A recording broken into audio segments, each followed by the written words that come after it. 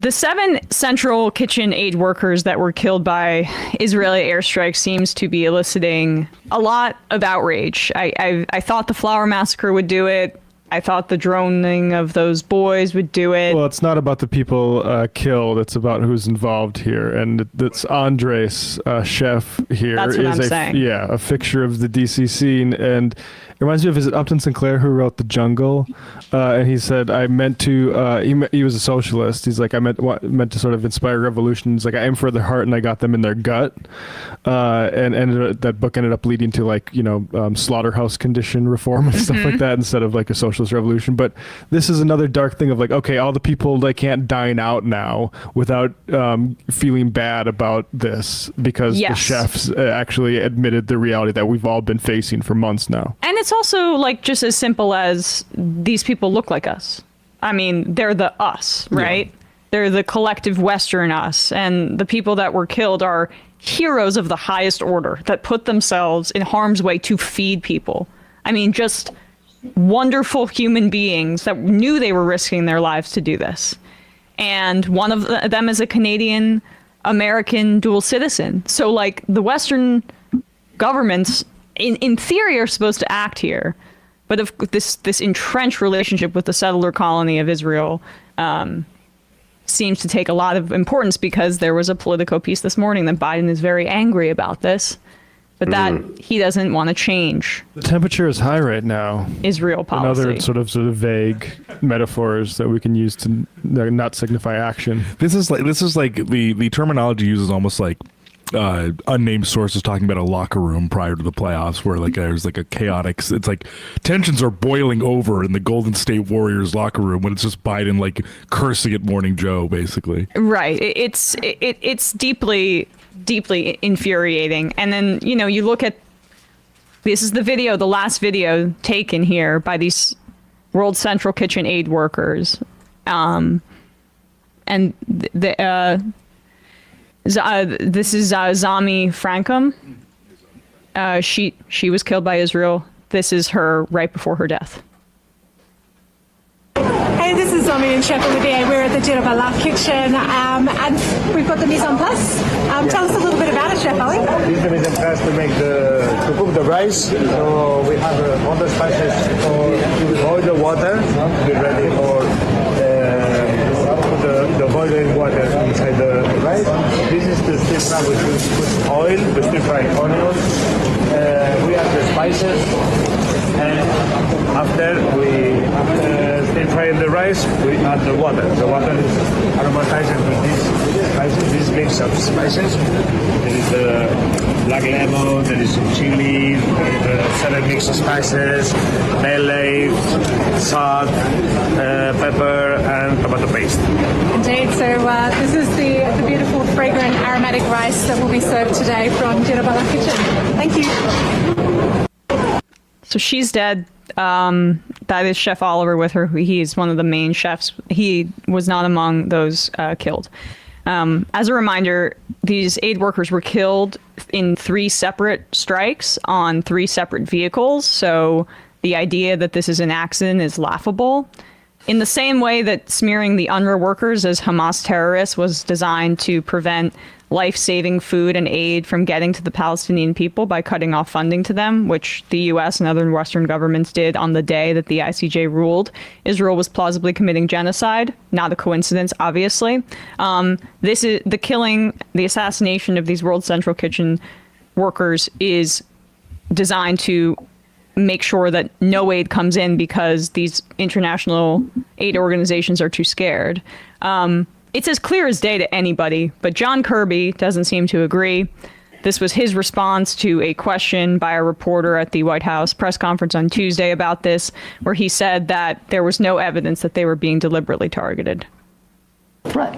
Well, on the point of conditions, the President on February 8th issued a memo, and it said, and you already know this, but just for context, it said that it was the policy of this administration to prevent arms transfers that risk facilitating or otherwise contributing to violations of human rights or international humanitarian law. Is firing a missile at people delivering food and killing them? not a violation of international humanitarian law? Well, the Israelis have already admitted that this was a mistake that they made. They're doing an investigation. They'll get to the bottom of this. Let's not get ahead of that. Your question presumes at this very early hour that it was a deliberate strike, that they knew exactly what they were hitting, that they were hitting aid workers and did it on purpose, and there's no evidence of that. I would also remind you, sir, that we continue to look at incidents as they occur. The State Department has a process in place, and to date, as you and I are speaking, they have not found any incidents where the Israelis have violated international humanitarian law. Unless you think we don't take it seriously, I can assure you that we do. We look at this in real time. They have never violated international humanitarian law ever in the past 5 to 6 months. I'm telling you, the State Department has looked at incidents in the past and has yet to determine that any of those incidents violate international humanitarian law. Okay, go ahead, Nadia. Thank you. So it's not a violation of international humanitarian law to kill aid workers, including a United States citizen, in 3 separate bombings. Let's pull this up, and then I'll open it up to you guys. Just wanted to make sure we have all the context here. This is exactly what happened here. Mark Owen Jones. It's misleading to describe the WC Kitchen killing as an airstrike singular. In actual fact, 3 vehicles were targeted, with the first and last being over 2.4 kilometers apart. The IDF decided to make 3 targeted strikes, not 1. And you can see here the geolocation where there were 3 separate strikes on these vehicles. They were coordinating their movements with the IDF. They had a Palestinian driver with them. They claimed they saw someone with a gun. So they decided to strike all 3 vehicles with the World Central Kitchen logo on top. I mean, they don't want people fed. I mean, that's why they called the UNRWA. That's what they called UNRWA Hamas. That's why they have tapped these 3 times, and yeah, that's why Zionists now are even defending it as, maybe there's terrorists there. But the truth is, we should know too that it wouldn't be out of the ordinary for an armed person to be with these food trucks, being that we know just how dire the situation is there. Yeah. And they need to make sure that there's some sort of security force there to make sure that the food aid workers are safe and that the food is delivered in an orderly fashion, and a riot or chaos doesn't break out as people are desperate. Yep. So the idea that there was an armed person there, so Hamas, no, we don't know. They shoot ambulances. I mean, this is just par for the course. This is literally par for the course. And we should say that the celebrity chef, Andres, he's out there forcefully and quite specifically blaming Israel and saying this was done on purpose, which I actually think is a notable thing, because I think it's stunning that people are going to hear this for the first time from someone who, like you said before, has stature among those peers. And this is a guy who, by the way, we should say, and this isn't to demean him, but just to show that how quickly people's eyes are being opened. In October, he was attacking an official in Spain, a politician in Spain who was calling out Israel in October for war crimes, and he was calling for her removal and saying that they have every right to defend themselves. So, I mean, right. His own feelings on this seems to have changed over the course of the past 6 months. And now somebody like, what's his name? John Podhoretz is accusing him of blood libel. Says, I know Andres is a saint and all and hates Trump and stuff, but he can go fuck himself with this disgusting blood libel, please. To call that blood libel is, I don't, is so offensive to the centuries-long tropes, anti-Semitic tropes against Jewish people. To conflate these war crimes by Israel with tried and true blood libel conspiracy theories about Jewish people. I mean, we literally see a version of that in the modern Republican Party with QAnon. When they're talking about the globalists and they're talking about babies' blood being drunk by the elites, right? That's what they're referring to. You're saying that calling this a targeted assassination of those workers when there were 3 separate strikes is the same as a QAnon anti-Semitic conspiracy theory? Are we joking? Apparently, anything, any price, even completely watering down the definition of what is anti-Semitic is fine as long as you support the Zionist genocide. Yeah, I mean, I think it's even doubly, offensive is just the least I can say to call it that, especially as you're trying to craft this picture of Israel as this both incredibly competent, strong, intelligent, freedom defender in the Middle East. But anytime they kill, truckloads of innocent people, whether it be Palestinian children, whether it be Palestinian women, whether it be Palestinian men, or just aid workers, it's because they're just incompetent. It's like they're both incompetent in the rulers of the Middle East in some sort of intrinsic way that it belongs to them. And that's just another anti-Semitic trope that was very popular too in Nazi Germany. And they have adopted that as their main defense strategy. Yeah. Also, apparently, Ben Shapiro also echoed the blood libel accusation. Hit dogs holler. I mean, Podhoretz, Binder, you've seen this. There's a clip on Majority Report 6 years ago. John Podhoretz, unsure if Michael Brooks is as bad as the Holocaust, where they're going back and forth about. You remember that? And you said, to be fair, Michael Brooks is not as bad as the Holocaust. And John Podhoretz replied to you, I wouldn't be too sure about that. So he's not serious about any of this shit. He just likes to invoke it for the mileage he gets out of it. Yeah. Wow, that's a good memory you got there. I forgot about that. I remember we were in studio when that happened, I feel like, or I remember talking about that at least. Was he aware that I mean, how did that come up? What did Michael say to invoke that? Was he aware that he came from a Jewish background? No, I don't think so. No. It also doesn't matter. He would throw that accusation at someone Jewish or not. I mean, again, literally, we have situations where it couldn't be more clear cut, where people are completely and specifically blaming the Israeli government and the IDF for actions they committed, and no mention of religion, faith, or Judaism whatsoever. And this is what they jumped to. I mean, it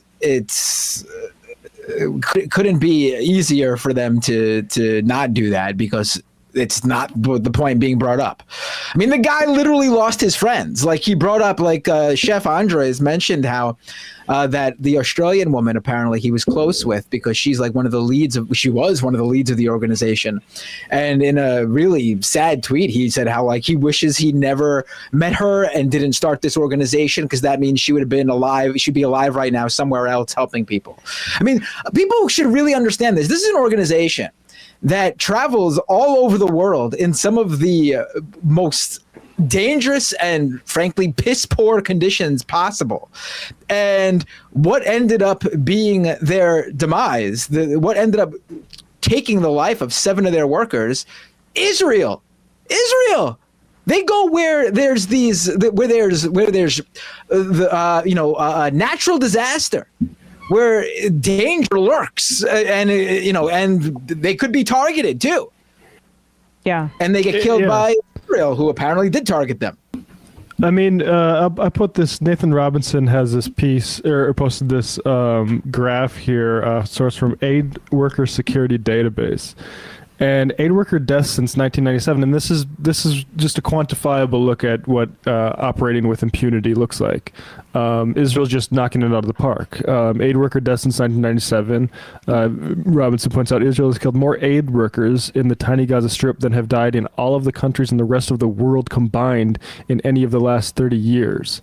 I mean, it's an average of 1 aid worker killed a day in Gaza. Because they're targets. They're intentionally targeting them. They hit those 3 things on purpose, not because they thought there was a dastardly Hamas agent, it's because they think people that are feeding Palestinians are Hamas. They're on borrowed time too, and I can't stop repeating this point because the Western press has done so many things to launder this genocide to the public, including using this procedural war language and continuing to call it an Israel-Hamas war.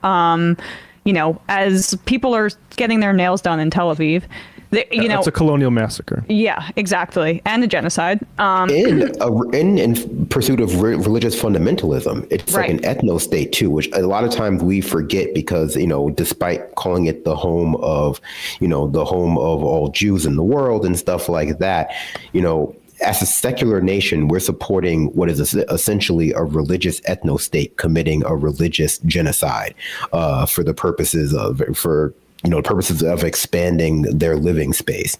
Right. I mean, and I agree with you, Brandon. It's not solely religious, don't get me Right. wrong, because it's also informed by just general colonial imperatives Yes. and our desire to have a military, outpost abroad. But I'm just pointing out the essential fact that they put forth this idea that this is a Jewish state as a religious and ethnic, state, and that gives them a unique right to commit genocide against another population, which should be, even in all of the genocides that America has been, and the West has been complicit in the past 400, 500 years, is unique amongst them, because if it were a Muslim country doing this to a different population, whether it be Christians or even other Muslims, we would be not hesitating to talk about their barbarism under the auspices of how they're doing it for religious purpose. Right. I mean, look, I only blanch at that, and your definition is 100% right. Just because there are a lot of people that want to make this into a religious war between Muslims and Jewish people, and then they say, well, this is as old as time. But it's a settler colonial project that uses religious justifications to mythologize what they're doing, and to romanticize it, and to create this imagined past or this imagined future or utopian future too, where we can have this religious ethno state, which is definitely not racist, that we're putting up walls to keep out the brown people. It is not racist, apparently. But that's the only reason I try to move away from that. But you're absolutely right. You're absolutely right in terms of the people, the settlers are extremist religious fundamentalists. Like Manifest Destiny used religious justifications too to slaughter Native Americans in this country as well. It points out how ludicrous a lot of the new atheist and sort of secular adjacent shit is. You have Richard Dawkins come out and saying there's too many mosques being built, so I'm a cultural Christian now. Not that I believe in any of that shit, but you know what I mean. And under the premise that it's Islam that is particularly violent, as we see what's going on, both evangelical Christians and Jewish supremacist Zionists carrying out a massacre to genocide, ethnic cleansing of six. I mean, we say the deaths, but we can say way more than hundreds of thousands of people have been absolutely brutally victimized in the past half of year, and it's going to probably be six figures dead total. But I mean, even if it's 800,000 maimed over, what are we talking about here? And we're talking about, and we still have people talk about how, ooh, look at the hadith, Richard Dawkins talks about, look at Gaza, you moron.